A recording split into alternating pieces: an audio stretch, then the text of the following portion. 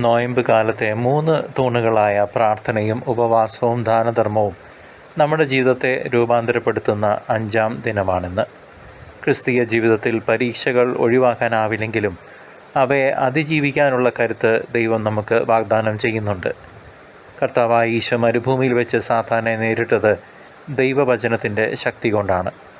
നാം നേരിടുന്ന ഓരോ പ്രലോഭനവും നമ്മുടെ ആത്മീയ വളർച്ചയ്ക്കുള്ള പടവുകളായി മാറണം. തിന്മയുടെ ആകർഷണങ്ങളെ അതിജീവിക്കാൻ ജാഗ്രതയുള്ള ഒരു ഹൃദയമാണ് നമുക്കോരോരുത്തർക്കും ഇന്ന് വേണ്ടത്. ഉപവാസത്തിലൂടെ നമ്മുടെ ജഡിക മോഹങ്ങളെ, ആസക്തികളെ നിയന്ത്രിക്കാൻ നാം പരിശീലിക്കുന്നു. പ്രാർത്ഥനയിലൂടെ ദൈവത്തിൻ്റെ സംരക്ഷണം നാം നിരന്തരം തേടണം. നിങ്ങൾ പരീക്ഷയിൽ അകപ്പെടാതിരിക്കാൻ ഉണർന്നിരുന്ന് പ്രാർത്ഥിക്കുവിൻ എന്ന് മത്തായിയുടെ സുവിശേഷം 26-ാം അധ്യായം 41-ാം തിരുവചനത്തിൽ നാം വായിക്കുന്നു. ഈ തിരുവചനം പരീക്ഷകളെ നേരിടാൻ നമുക്ക് നൽകുന്ന ഏറ്റവും വലിയ ആയുധമായി കർത്താവ് നമുക്ക് നൽകിയിട്ടുള്ളതാണ്. മനസ്സിൻ്റെ ചഞ്ചലതകളെ ദൈവകൃപയാൽ കീഴ്പ്പെടുത്താൻ നമുക്ക് സാധിക്കണം.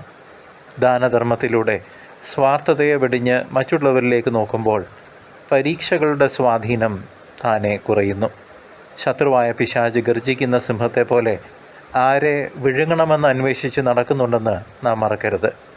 എന്നാൽ ക്രിസ്തുവിൽ ആശ്രയിക്കുന്നവനെ തോൽപ്പിക്കാൻ ഒരു തിന്മയ്ക്കും, ഒരു ക്ഷുദ്രശക്തിക്കും, ഒരു പിശാചിനും, ഒരു മന്ത്രവാദിക്കും കഴിയില്ല. ഓരോ വീഴ്ചയിൽ നിന്നും ഉയർത്തെഴുന്നേൽക്കാനുള്ള വിനയം നാം കാണിക്കണം. വിശുദ്ധ കുമ്പസാരവും ദിവ്യകാരുണ്യവും നമ്മുടെ ആത്മാവിന് പുതിയ ഊർജം നൽകും. വചനത്തിൻ്റെ വാളും വിശ്വാസത്തിൻ്റെ പരിചയം ഏന്തി നമുക്കൊരുമിച്ച് മുന്നേറാം. പ്രലോഭനങ്ങളിൽ പതറാതെ ലക്ഷ്യത്തിലേക്ക് നമുക്ക് കണ്ണുകൾ ഉയർത്താം. പ്രിയ സഹോദര സഹോദരി, ദൈവം തൻ്റെ മക്കളെ ഒരിക്കലും ഉപേക്ഷിക്കില്ലെന്ന ഉറച്ച ബോധ്യം നമുക്കുണ്ടാകട്ടെ. പരീക്ഷകളെ അതിജീവിച്ച് വിശുദ്ധിയിൽ വളരാൻ പരിശുദ്ധാത്മാവ് നമ്മെ സഹായിക്കട്ടെ. ഈ വലിയ നോമ്പ് കാലം നമ്മുടെ ആത്മീയ വിജയത്തിൻ്റെ കാലമാകട്ടെ. സർവശക്തനായ ദൈവം, പിതാവും പുത്രനും പരിശുദ്ധാത്മാവും നിങ്ങളെ സമൃദ്ധമായി അനുഗ്രഹിക്കട്ടെ. ആമേൻ.